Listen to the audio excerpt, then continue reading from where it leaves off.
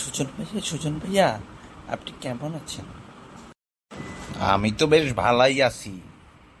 তা তোমার কি অবস্থা, আরফা?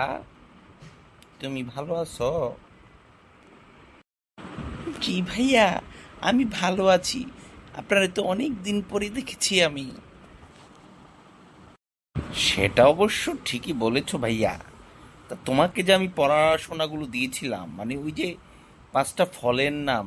হ্যাঁ হ্যাঁ, ফলের নাম। না না, ফুলের নাম। হ্যাঁ, বলো তো এই 5টা ফুলের নাম। বলো বলো বলো। এ, এ, বলবো। আচ্ছা। আহ, জবা ফুল, গাঁদা ফুল, উম, উম, তারপরে হাসনাহেনা ফুল।